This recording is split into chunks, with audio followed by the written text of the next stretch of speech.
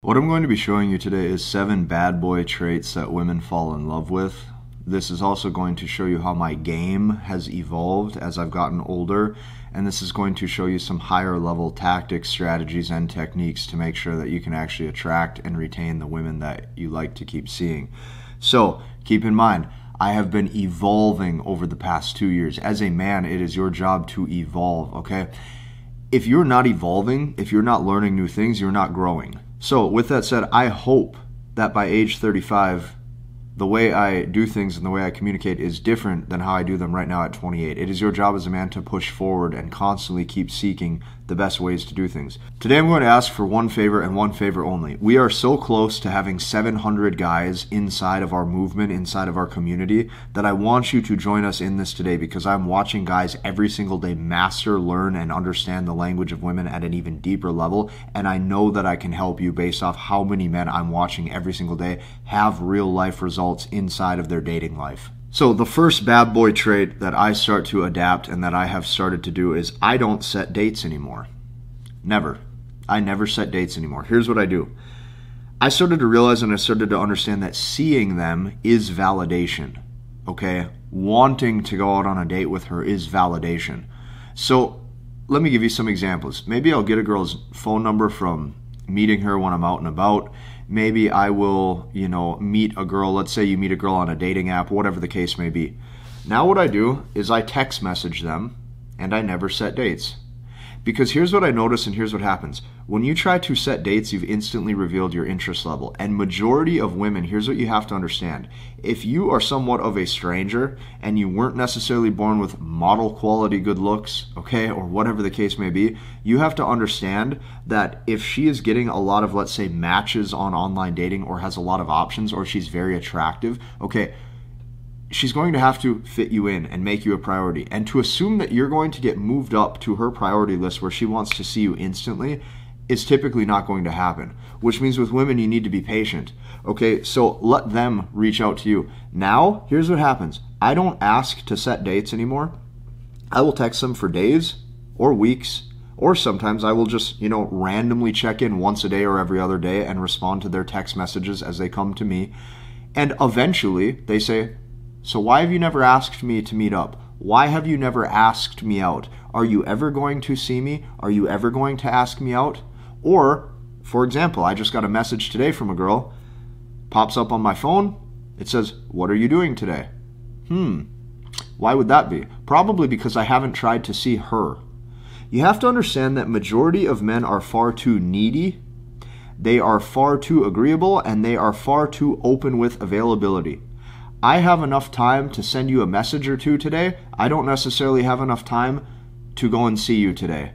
And no, just because you're pretty doesn't mean that you're going to get moved up to my priority list where I'm going to go set a date with you or take you out for drinks or whatever the case may be. As I've gotten older, I don't set dates anymore. So you might be saying, well, Casey, what's the benefit of that? The benefit of doing it this way is this. You can now get 5, 10, 15, 20, 30 phone numbers and you text them as they come. And she sees he's not pursuing, he's not trying to see me, he must have options. You actually will start to appear more pre-selected because you're not trying to see them.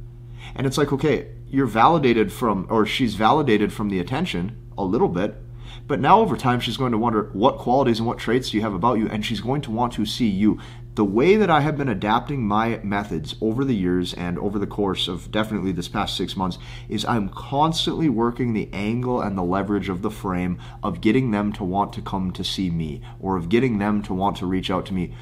The dating game right now, or the dating market, is so skewed where women oftentimes have so many options and so many men wanting to see them that you have to reverse engineer how this is playing out, because most guys are constantly trying to say, hey, let's set a date. Hey, can I take you out for drinks? Hey, when are you free? Hey, what's your availability? Hey, this. Hey, that.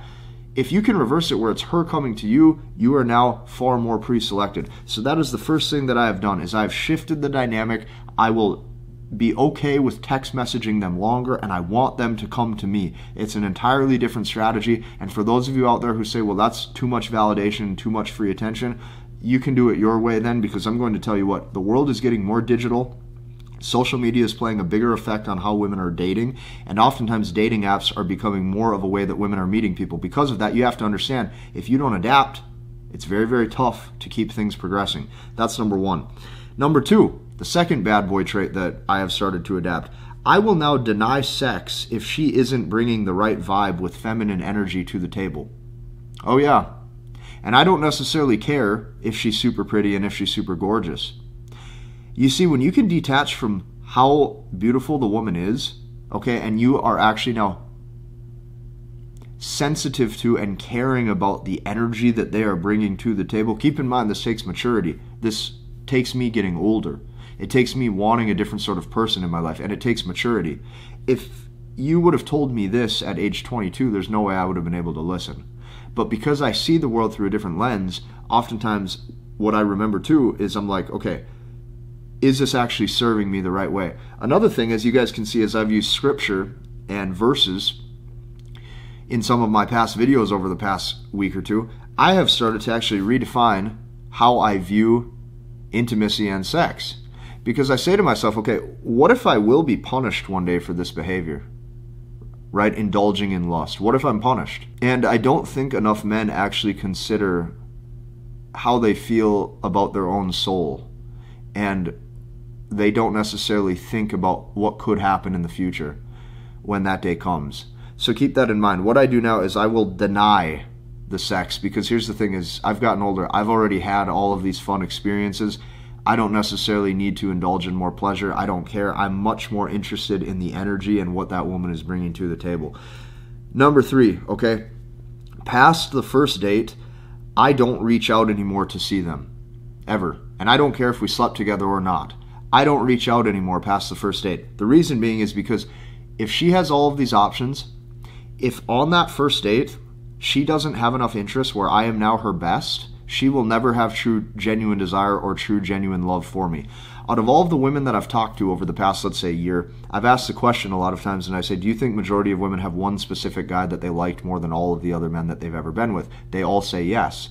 And I say, do women constantly think about that guy every single day? They all say yes. Well, what does that tell you? That tells you that she has already been impacted by a different level of masculine man that other men are not stacking up to. Since women are hypergamous and will oftentimes optimize for the best, if I am not that guy where she is now pursuing and she doesn't view me as that number one contender spot, once she has met me in real life, I don't have any interest in pursuing that. Because you can't try to create genuine desire and attraction. That has to just happen, and that has to just be there, and that is out of your control.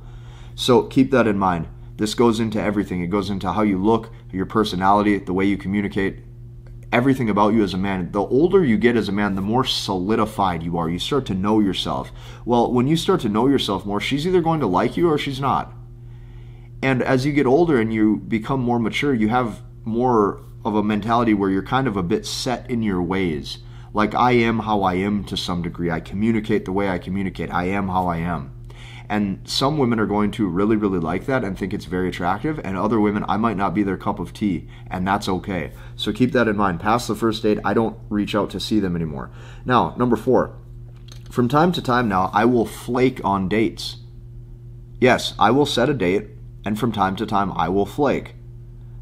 I will say something came up, or my priorities with work right now are busy, or I can't do this. Sorry, maybe we can reschedule in the future. Not for sure, but maybe. Now, does this piss off some women? Absolutely. And the reason why it pisses them off is because this is the stuff that they do to men. If they wake up and they don't necessarily feel like it, they just won't go. Okay? So I do that too. And the reason being is because as you become older as a man, you have to have priorities in life. Priorities. This is important with maturity.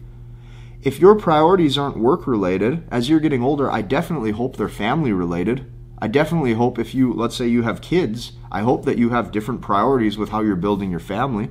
Right now, me, I don't have any children, but I do have people who work for me.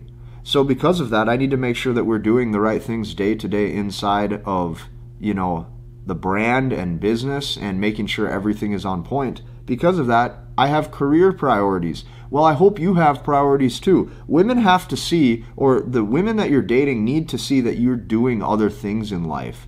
And once again, this is why I'm so heavy on detaching from lust detaching from, needing that, or detaching from needing that intimacy, because that is what makes men weak. You have to understand that I've already experienced pleasure, and it doesn't bring a lot of fulfillment. I really do hope you experience all the pleasure that you want, or that you tell yourself that you want. I hope you experience all of it one day, so that way you can see it wasn't necessarily worth it the way you thought it was. I hope you can live a more fulfilling life in other ways. Now, I flake on dates. Why? Also, this shows a discrepancy in sexual market value. It gets them to reconsider your dating value completely. They say, okay, does he have other women who are more attractive than me? Does this guy have other things going on? Is this guy rich and he's working a lot, right? Is this guy going to college and he's going to become a famous neurosurgeon one day? Who knows? But you need to show you have other things going on, and that's number 4. Now, number 5, tell them how much you miss them if they've been wanting to see you but never set a date. Think about that for a second. They've been wanting to see you, or they keep text messaging you. Maybe it's for a week, maybe it's for 2 weeks, maybe it's for a month. Tell them how much you miss them. Tell them how much you loved seeing them, but never set a date. Well, what does that do? It gets them to wonder why you won't set that date. It gets them to wonder what you're up to. It gets them to fantasize about you. And the way that I learned this was I would constantly see that women want what they can't have, not what they do have. What they do have is already there and solidified. What women do have is already right in front of them. What women don't have gets to stimulate their imagination. Their imagination controls that fantasy. That fantasy gives the what if factor of this other guy. And that's how a woman's love grows in time apart. So this is going to take a different level of thinking. This is a different paradigm of thinking. And you probably won't even be able to comprehend this until you have repetitions in your dating life. I have been through tons of dates over the years. So many. And because of that, I can see how the behavior and how the patterns are. It's going to be hard for you to even comprehend what I'm saying if that's not you. So you need to work on getting repetitions in. You need to go on dates. You need to experience things. That's number 5. Okay. Number 6. I now focus on painting illusions of value instead of real world value. Here's the hardest thing that I've had to come to terms with over the years. Women don't give a shit about your real world value. A lot of times you can be rich, you can be whatever, you can have high status, whatever. They don't care and they can't tell. Women can only tell, or women can only see what is in front of them. So instead of focusing so heavy on real world value, I now focus on painting illusions of value. Well, what does that mean? That means if you're a millionaire and you're all by yourself, she can't see any social value. If you only have $10 to your name, okay, but you're with 5 other friends, 2 of them are, let's say, guys, the other 3 are girls, and you guys all are hiking and you smile like this with your phone and take a picture, and you post that on social media, or you send it to a girl that you're talking to and you say, wish you were here right now, or you totally missed out. That's an illusion of value. She sees popularity and social status. Meanwhile, she doesn't know what you do in your free time, and truthfully, you might not have purpose or priorities at all, but she can't tell. But she does see 4 other people by you, or 5 other people by you smiling. I now focus on painting illusions of value. I don't care anymore about real world value when it comes to my dating life. Now, do I care about real world value for myself? Absolutely. Right? I have goals, I have priorities, all of that. But I'm giving you the truths of dating. And I call these bad boy traits, but this is also how my dating dynamic and my game, if you want to call it that, has shifted. Now, number 7, last but not least. I will now show the new girls the messages that other women are sending me, especially if the other messages that these other women are sending me have a lot of romantic interest. I will just show the new girls that I'm seeing, and I'll say, oh my gosh, look what she just said. Isn't this funny? Don't worry about it. We're just friends. Or, she's just a friend. Why? Because this is what girls do. Women will oftentimes show you tons of messages from guys, and you will see all of the sort of messages that they get. And a lot of times, all this does is it demonstrates pre-selection. This even goes deeper. If you have a lot of dude friends, right, some of your guys or bros that you hang out with, if you have cool experiences with them, cool photos from going out, maybe you guys went hiking, maybe you guys rode motorcycle, whatever, show them. Show them pictures. Show them proof. Show them anything. You doing cool stuff.